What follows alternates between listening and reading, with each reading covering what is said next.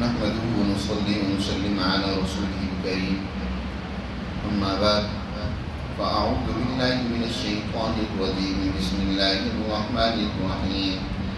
نحن خلقناكم فلولا تصدقون أفرأيتم ما تمنون أأنتم تخلقونه أم نحن الخالقون نحن قدرنا بينكم الموت وما نحن بمسبوقين على أن نبدل أمثالكم وننشئكم فيما لا تعلمون ولقد علمتم النشأة الأولى فلولا تذكرون أفرأيتم ما تحرثون أأنتم تزرعونه أم نحن الزارعون لو نشاء لجعلناه حطاما فظلتم تفكهون إنا لمغرمون بل نحن محرومون أفرأيتم الماء الذي تشربون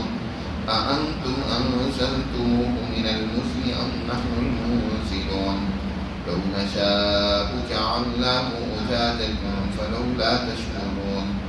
أفرأيتم النار التي تورون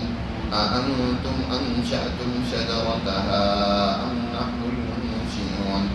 نحن جعلناها تذكرة ومتاعا للمقوين فسبح باسم ربك العظيم صدق اللہ العظیم۔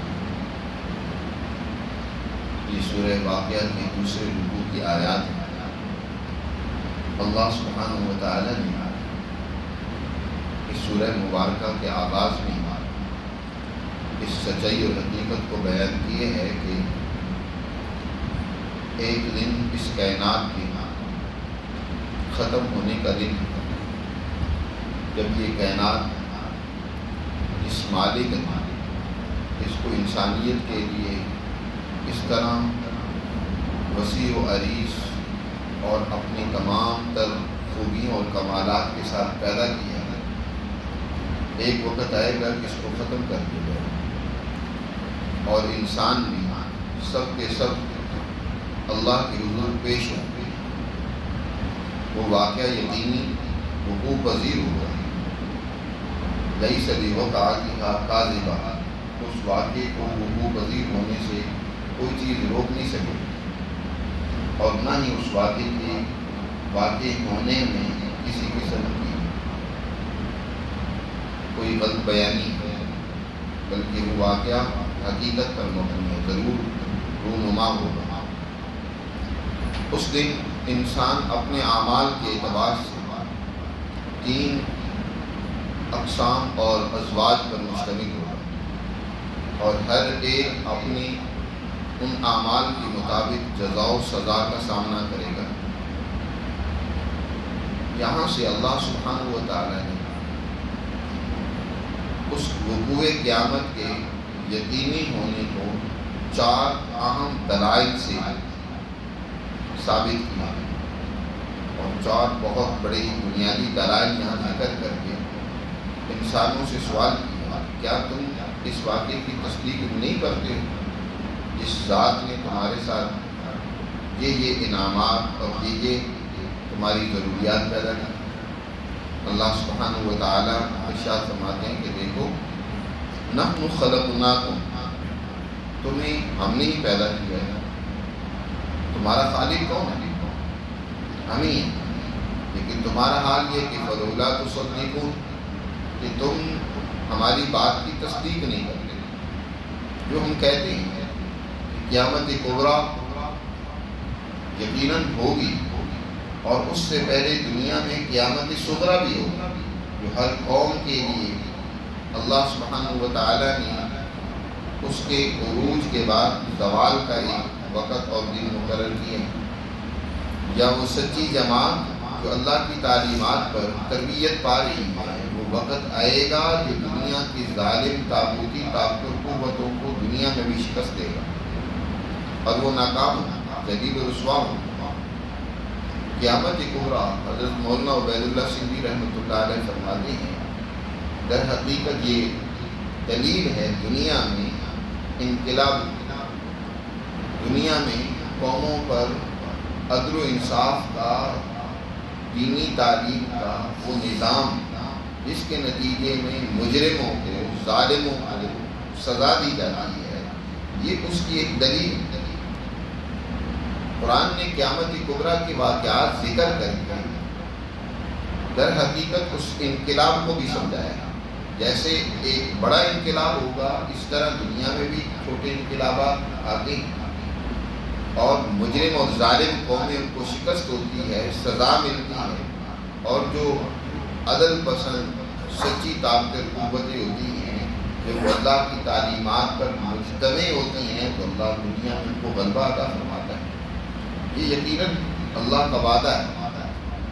یہی وجہ ہے کہ نبی کریم صلی اللہ علیہ وسلم نے خطبہ حجۃ الوداع کے موقع پر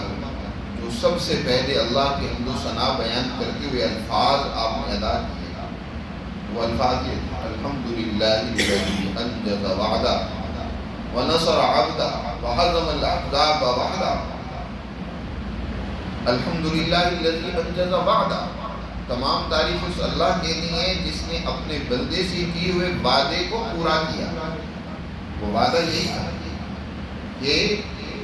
اے پیغمبر، ایک وقت آئے گا کہ دنیا پر آپ کا غلبہ ہوگا۔ یہ خطبہ حجۃ الوداع، یہ وہ موقع ہے جب عرب، جزیرہ عرب میں نبی کریم صلی اللہ علیہ وسلم کی عدل و انصاف پر مبنی حکومت قائم ہو چکی ہے، اور سارے جزیرہ عرب سے لوگ 1.25 کے قریب، بعض روایت کے مطابق 1,44,000 کے قریب لوگ یہاں جمع ہیں۔ اس دور میں یہ اتنا بڑا مجمع تھا جو جزیرہ عرب سے، پورے جزیرہ عرب سے یہاں حضور صلی اللہ علیہ وسلم کی امامت و قیادت میں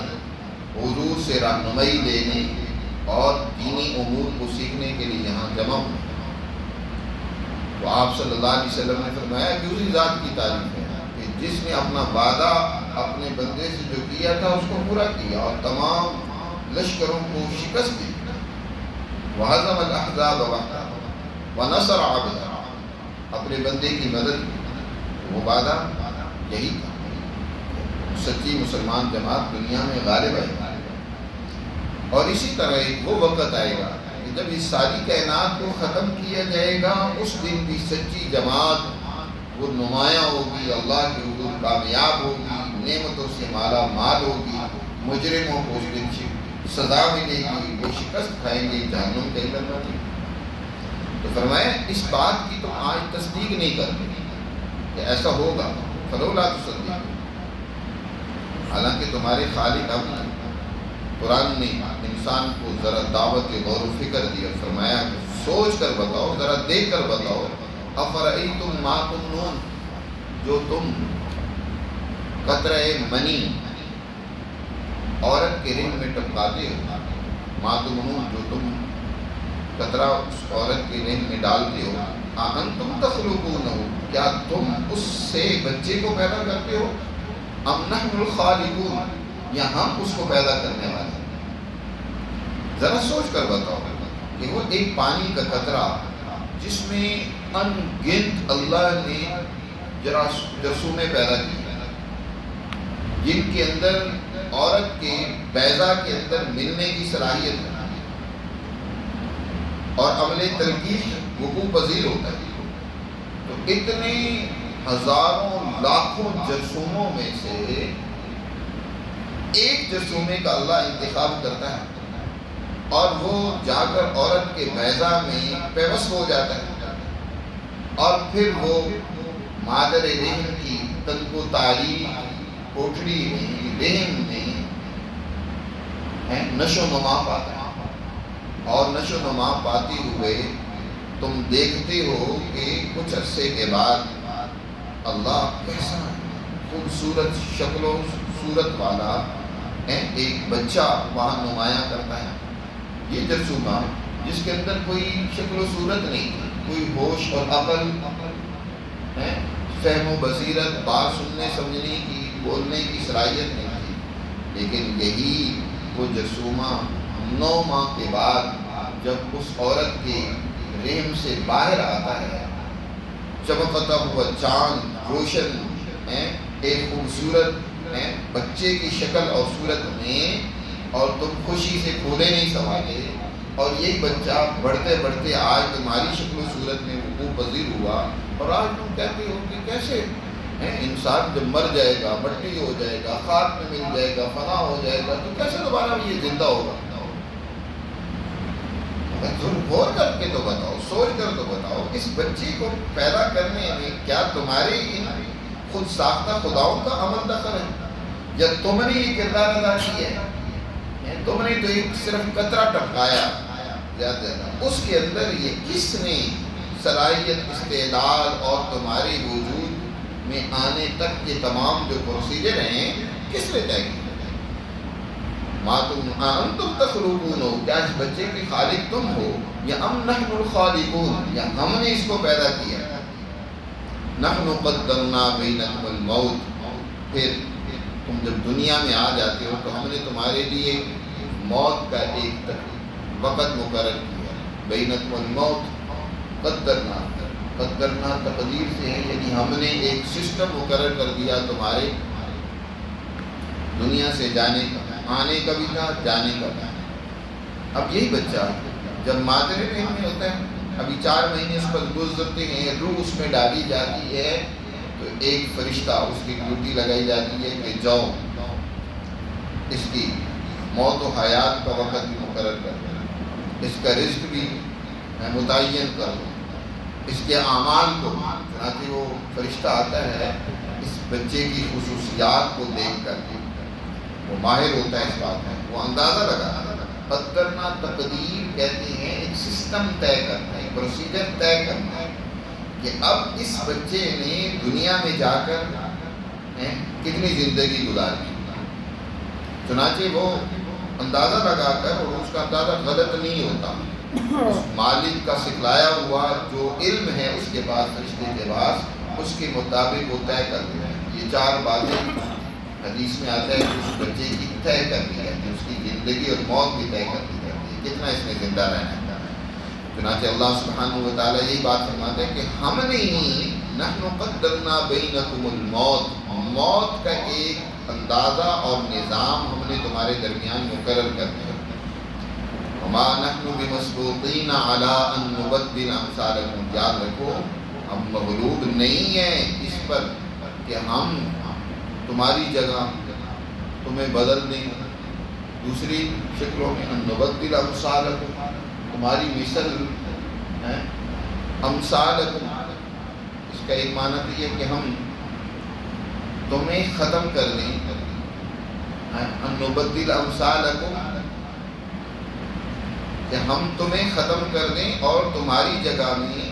اللہ کسی اور مخلوق کو پیدا کر دیں۔ اللہ اس سے مغلوب نہیں ہے، اس پہ وہ قدرت ہے، تمہیں فنا کر دیں اور تمہاری جگہ کوئی اور اللہ امت پیدا کر دے، جیسے کہ اللہ نے کیا ہے کہ ایک قوم اگر وہ دنیا میں ظلم و فساد پر اترتی ہے تو اللہ اس کو ختم کر کے اس کی جگہ پر اللہ دوسری قوموں کو لے آتی۔ فرعونیوں نے مظالم ڈھائے تو اللہ نے ان کو ختم کر کے ان کی جگہ پہ اسرائیلیوں کو شان و شوکت دی، اور اگر اسی طرح نمرودیوں نے مظالم ڈھائے تو اللہ نے ان کو تہس و نحس کر دیا، ان کو ختم کر دیا۔ گزشتہ اقوام کی تاریخ اٹھا کر دیکھو، جن قوموں نے بھی اپنے دور کے اندر اپنے پیغمبروں، سچے ہادیوں، رہنماؤں کی بات نہیں مانی،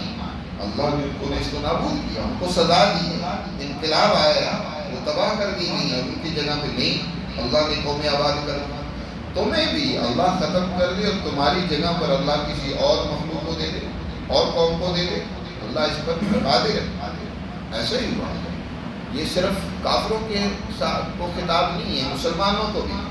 کہ مسلمان بھی اگر اللہ کی تعلیمات پر عمل کریں گے تو ٹھیک ہے، نہیں کریں گے تو اللہ ان کی جگہ کوئی اور قوم لے آئے گا۔ جیسے ابتدا میں اگر عرب قوم نے اللہ کی تعلیمات کو قبول کیا اور ان تعلیمات کو دنیا میں غالب کرنے کے لیے کردار ادا کیا، اللہ تعالیٰ نے اس قوم کو شان و شوکت دی، لیکن جب ان میں وہ صلاحیت نہیں رہی تو اللہ نے ان کی جگہ پہ آگے دوسری قوموں کو کھڑا کر دیا۔ عرب کے بعد ترکستانی قومیں دنیا میں وجود میں، یہی وجہ ہے کہ خلافت بنو عباس، خلافت بنو امیہ، یہ عرب قوم ہے، اور انہوں نے دنیا میں دین اسلام کے غلبے کے لیے کردار ادا کیا۔ خلافت راشدہ کے بعد بنو امیہ کا دور ہے تقریباً 200 سال کا، انہوں نے دنیا میں کردار ادا کیا، لیکن جب ان میں صلاحیت نہیں رہی تو اگلے درجے میں ایرانیوں کو اللہ نے دین اسلام کی توفیق دی، انہوں نے اس کو قبول کیا اور انہوں نے دنیا میں اللہ کے دین کے غلبے کے لیے کردار ادا کیا۔ یہ دور ہے جس کو خلافت بنو عباس کہا جاتا ہے۔ بنو عباس کی خلافت میں زیادہ تر کردار ایرانی اور ترانیوں کا ہے۔ اچھا، ان میں جب صلاحیت نہیں رہی تو اگلے درجے میں اللہ تعالیٰ نے دوسری قوموں کو اللہ نے اس کام کے لیے منتخب کر لیا، انہوں نے دنیا میں کردار ادا کیا۔ ہندوستانیوں کو، مغلوں کو اللہ نے دنیا میں اس کی صلاحیت اور طاقت دی۔ اسی طرح آج اگر دنیا میں مسلمان کمزوری دکھلائیں گے تو اللہ کسی اور کو یہ ایمان کی توفیق دے گا، ان تعلیمات کو سمجھنے کی توفیق دے گا، وہ کردار ادا کریں گے۔ تو اللہ تعالیٰ تمہارا محتاج نہیں ہے اور نہ ہی وہ مغلوب اور بے بس ہے کہ تمہاری طرح کسی اور قوم کو پیدا کر دے۔ ایک تو مطلب یہ ہے، اور دوسرا مطلب یہ بھی ہے کہ اللہ نے جو تمہیں شکل و صورت دی ہے، تمہاری اسی طرح کی شکل و صورت کو اللہ تعالیٰ نے جو پیدا کیا تمہارے لیے، اس کے علاوہ کسی اور شکل و صورت میں تمہیں پیدا کر دیتا۔ یہ جو تمہاری شکل و صورت ہے، اس کو چھوڑ کر اللہ کوئی اور تمہیں شکل دے دیتا۔ اللہ اس پر بھی قادر ہے۔ اللہ نے جو تمہیں صورتیں دی، دیکھیں سینکڑوں، لاکھوں، کروڑوں، اربوں انسان ہیں، ہر ایک کی اللہ نے الگ ایک شکل بنائی ہے، لیکن مجموعی طور پر انسان کی ایک ڈیزائننگ اللہ نے طے کر دی ہے کہ انسان اس شکل پر ہوگا، اس کی قد و قامت ایسی ہوگی، اس کے ہاتھ، اس کے کان، اس کے اعضاء ایسے ہوں گے۔ اور اللہ نے دیگر مخلوقات کے لیے ایک اور ڈیزائن کی ہے شکل و صورت۔ تو اللہ تمہاری شکل و صورت یہ نہ رکھتا، کوئی اور رکھ دیتا، اس پر بھی اللہ تعالیٰ قادر ہے۔ فرمایا نحن قدرنا بین المانکم مسبوقین علی ان نبدل امثالکم وننشئکم فیما لا تعلمون، تم کو اس صورت میں پیدا کرنے کہ جس کو تم جانتے نہیں، کسی اور شکل و صورت میں تمہیں پیدا کرنے اور تمہاری مثل کو ہم بدل دیں۔ وَلَقَدْ عَلِمْتُمُ النَّشْأَةَ الْأُولَىٰ فَلَوْلَا تَذَكَّرُونَ، اور یقیناً تم جانتے ہو اپنی پہلی نشأت کو، پہلی پیدائش کو تم جانتے ہو، لیکن اب ہو کہ تم اس دوسری نشأت کا انکار کر کے مرنے کے بعد دوبارہ زندہ ہونے کا انکار کرتے ہو، بس اس سے نصیحت نہیں حاصل کرنا۔ ایک تو اللہ نے یہ دلیل بیان کی کہ انسان اپنی تخلیق کے مراحل کو دیکھے اور پھر بتائے کہ کیا جس ذات اور قدیر ذات نے انسان کو پیدا کیا اور مختلف مراحل سے گزار کر اس طرح خوبصورت انسان بنایا، وہ کیا دوبارہ پیدا کرنے پر قادر نہیں ہے؟ ایک دوسرا سوال اللہ نے کیا، افرأیتم ما تحرثون، کیا تم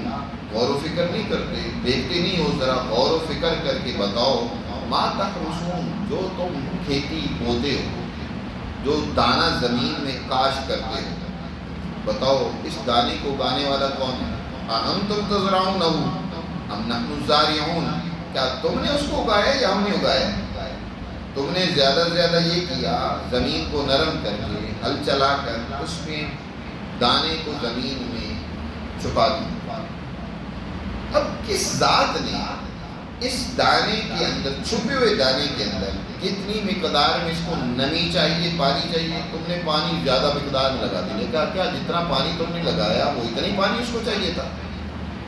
اور پھر اس کی نشو و نما کس طرح وہ پانی میں گل جاتا ہے، اور پھر گل سڑنے کے بعد اللہ اسی کے اندر سے ایک پودا کھڑا کر دیتا ہے، اس میں نشو و نما پیدا کر دیتا ہے۔ کس نے اس دانے میں زراعت اور وہ ایک عالیشان درخت یا پودا یا بیل پیدا کی ہے؟ کیا تم نے اس کو تیار کیا ہے؟ اس کی نشو و نما کرنے والا کون ہے؟ کون اس کو پیدا کرے گا؟ کس موسم میں اس کے لیے کس درجے کی حرارت چاہیے، کس درجے کی رطوبت چاہیے، کس درجے کا ماحول چاہیے، یہ تم نے اس کو فراہم کیا۔ تم اگر چاہتے تو ہر موسم میں اپنی مرضی کا اناج غلہ اگا لیتے،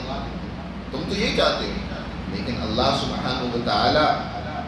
جس ذات نے انسانیت کے لیے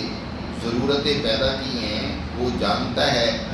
کہ کس موسم میں کیا چیز پیدا کرنی ہے اور کتنی مقدار میں پیدا کرنی ہے۔ لیکن تم یہ سوچ کر بتاؤ کیا یہ کام تم کر رہے ہو؟ افرأیتم ما تحرثون اانتم تزرعونہ ام نحن الزارعون۔ اچھا کھیتی ہو گئی، اب اس کھیتی کو ویران اور برباد کرنے میں کی بھی ہم میں قدرت ہے، ہم اس کی مثالیں تمہیں دکھلاتے رہتے ہیں۔ اگر ہم چاہیں لو نشاء لجعلناہ حطاما، ہم کر دیں اس کھیتی کو چورا چورا۔ جب وہ کھیتی تیار ہو گئی، پکنے کے قریب ہو گئی، اللہ کوئی ایسی طوفانی آندھی چلائے، کوئی ایسی ژالہ باری ہو کہ یہ کھیتی اجڑ کر رہ جائے، ٹکڑے ٹکڑے ہو جائے، اور تم دن ملاتے رہو اور کہو لجعلناہ حطاما فظلتم تفکرون، اور تم باتیں بناتے رہ جاؤ کہ یہ کیا ہو گیا، کہنے لگو انا لمغرمون، یقیناً ہم تو کہ مقروض ہو گئے، ہم نے اتنا خرچہ کیا، پہلے ہم نے اتنا مہنگا دانہ خریدا، بیج خریدا، پھر ہم نے اس کے لیے جو ہے اتنے وسائل مہیا کر کے اس کو پانی دیا اور اس کے لیے سارا نظام بنایا، ہم نے کھاد مہنگی خریدی، یہ سارا کچھ ہم نے کیا، ہم نے اتنا خرچہ کر کے مقروض ہو گئے اور ہمیں کوئی پیداوار حاصل نہیں۔ تم یہ باتیں بناتے رہ جاؤ اور کہو کہ انا لمغرمون بل نحن محرومون، بلکہ ہم تو بالکل سرے سے اب محروم ہی رہ گئے، اب ہمارا کیا بنے گا۔ اللہ اس پر بھی قادر ہے کہ تمہاری اس تیار کی ہوئی کھیتی کو تباہ و برباد کر دے، لیکن وہ مالک ایسا نہیں کرتا، تمہیں تمہاری ضروریات پوری عطا کرتا ہے۔ جس دور میں جتنی ضروریات ہوتی ہیں اللہ اتنی مقدار میں پیدا کر دیتا ہے۔ آج سرمایہ پرست ذہنیت وہ جو کام کرنے کا ہے وہ نہیں کرتے، عجیب سرمایہ پرست ذہنیت کے اندر خباثت پیدا ہو گئی ہے، خاندانی منصوبہ بندی کے اوپر زور ہے، انسان بڑھ رہے ہیں، وسائل کم ہو رہے ہیں، عجیب حماقت ہے، انسان بڑھ رہے ہیں وسائل بھی بڑھ رہے ہیں۔ یہی زمین ایک وقت میں بمشکل 20 من گندم دیتی تھی، آج تم 50 60 80 من گندم حاصل کر رہے ہو۔ اس نے وسائل پیدا کیے ہیں،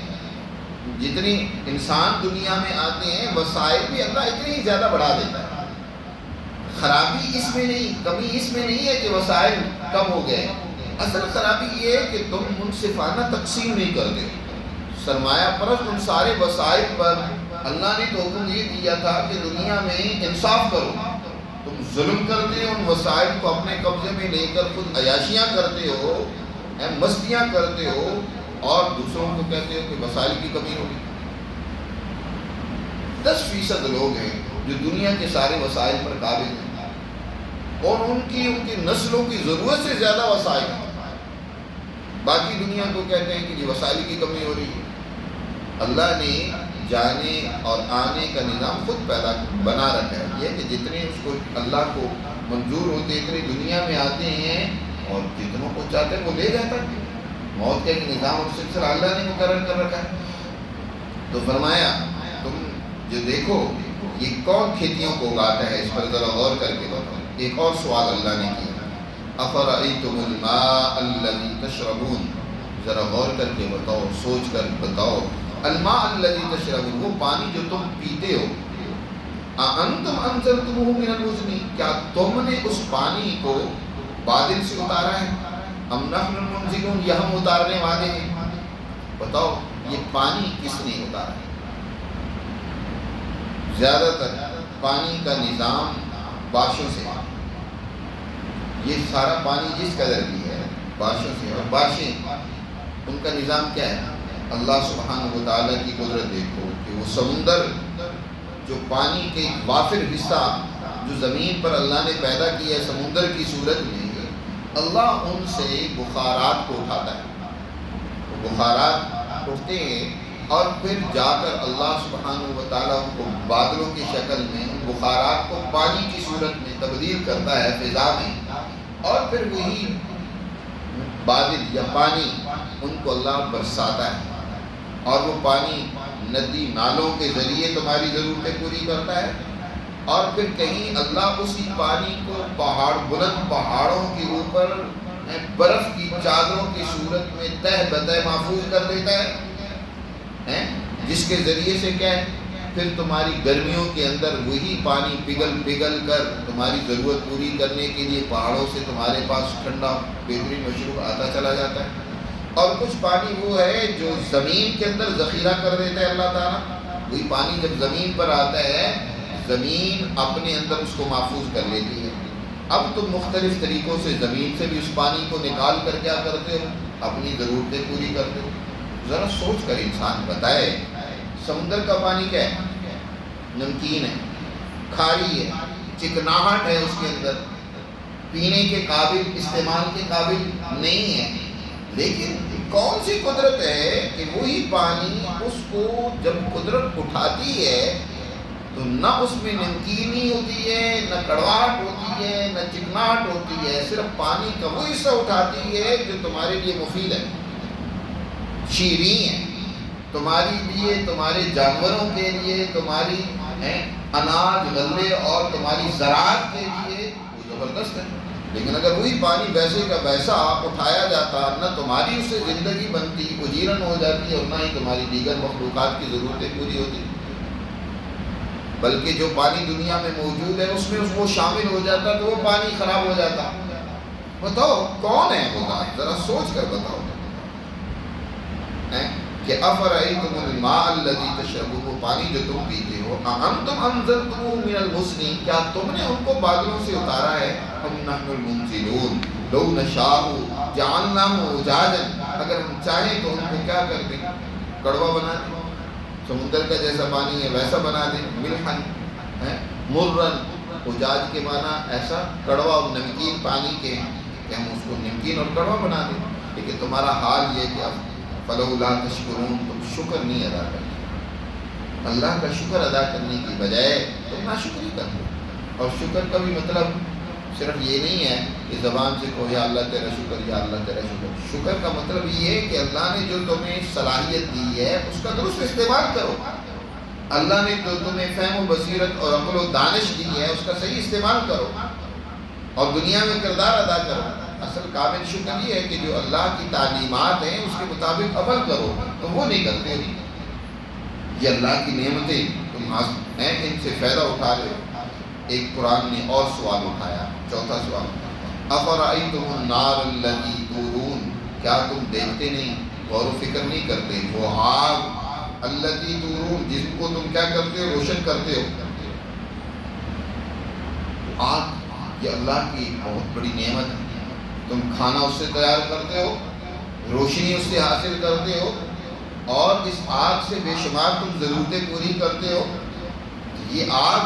جو انسانی ضرورت کے لیے اللہ کی بہت بڑی نعمت اور عطیہ ہے، یہ بتاؤ اانتم انشأتم،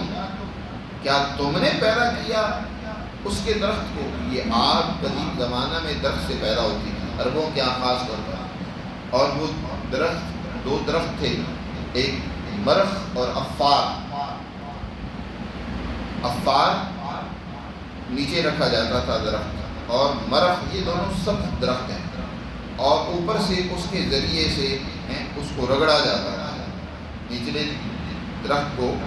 اس کی ٹہنی کو لے کر اوپر والے سے رگڑا جاتا تھا، اس سے پانی کے قطرے بہتے جن سے آگ نکلتا تھا، آگ روشن ہو جاتی۔ جیسے پتھر کو بھی رکھا جائے، ملا جائے تیزی سے تو اس سے آگ پیدا ہوتی ہے۔ آگ پیدا کرنے کے مختلف طریقے ہیں، وہ دور کے ان کے عربوں کے آگ درختوں سے پیدا کی جاتی ہے، کہ قرآن نے اس کا ذکر کیا۔ اصل تو انسان کو اس آگ کی طرف غور و فکر کی دعوت دینا ہے، اور وہ درخت سے آگ کا پیدا کر دینا ایک اور اللہ کی قدرت کا اظہار ہے۔ تو فرمایا بتاؤ اس کے درخت کو تم نے پیدا کیا ہے یا ہم پیدا کرنے والے، جس سے یہ آگ بنی۔ آگ کو دیکھو، تم آگ کو دیکھ کر ہی خدا کی قدرت کو یاد کرو۔ نحن جعلناہا، ہم نے اس آگ کو تذکرہ بنایا ہے، یاد دہانی کا ذریعہ بنایا ہے، نصیحت حاصل کرنے کا ذریعہ بنایا ہے، جس سے نصیحت اور عبرت حاصل کرنا۔ آج آگ نہ ہو کہ انسان کھانا کہاں تیار کرے، کس چیز پر تیار کرے، کیسے تیار کرے، اور دیگر بے شمار ضروریات اس سے وابستہ ہے وہ کیسی پوری کریں. اور ہم نے اس آگ کو جہاں تمہاری نصیحت کا ذریعہ بنایا ہے وہاں ومتاعا للمقوین اور فائدے کی چیز بنایا ہے مسافروں کے لیے. مقوین اقوا کہتے ہیں چٹیل میدان، ایسے صحرا جو آبادی سے دور ہو. خاص طور پر جب مسافر پہلے دور میں سفر کرتے تھے تو مسافروں کے لیے جو سفر کے دوران سردی ہو تو اور زیادہ جو ان کے لیے فائدے کی سب سے بڑی چیز ہوتی تھی وہ آگ ہوتی تھی. ایک تو اس سے روشنی ملتی تھی اور دوسرا یہ ہے کہ اس سے گرمائش اور تپش حاصل کرتے تھے. یہ مسافروں کے لیے بڑے فائدے کی تھی. اور عربوں کیا خاص طور پر آگ کو روشن کیا جاتا تھا. یہ اہل عرب کی خصوصیت تھی کہ وہ بلند جگہ اور مقام پر آگ کو روشن کرتے تھے تاکہ مسافر گزرتے ہوئے ان کو پتہ چل جائے کہ یہاں کوئی آبادی ہے اور وہ وہاں آئیں، قیام کریں، آرام کریں، اپنی خوراک مہیا کریں اور پھر اپنا سفر آگے جاری رکھیں. یہ مینارہ جو ہے، مینارہ نار سے آگ روشن کرنے کی جگہ، بلند جگہ جہاں وہ آگ روشن کی جاتی تھی اس کو مینارہ کہا جاتا تھا، آگ روشن کرنے کی. تو اہل عرب وہ آگ بلند جگہ پر روشن کرتے تھے تاکہ دور سے لوگ مسافر لوگ دیکھ کر وہ راستہ لیں اور یہاں آبادی میں آ جائیں. تو اسی کو قرآن نے کہا وَمَتَاعًا لِلْمُقْوِينَ، مقوین یعنی مسافروں کے لیے ہم نے اس کو فائدے کی چیز اس آگ کو بنایا ہے. اللہ نے آخر میں اس انسان کو کہا کہ دیکھو جس ذات نے تمہارے لیے نعمتیں پیدا کی ہیں، یہ قدرت کے دلائل تمہیں مہیا کیے ہیں، تمہیں چاہیے کہ تم اپنے رب عظیم کی تسبیح اور پاکی بیان کرو، اس کی تحمید و تقدیس کرو. فسبح باسم ربک العظیم، بس پاکی بیان کیجیے ہر نقص، کمزوری، عیب سے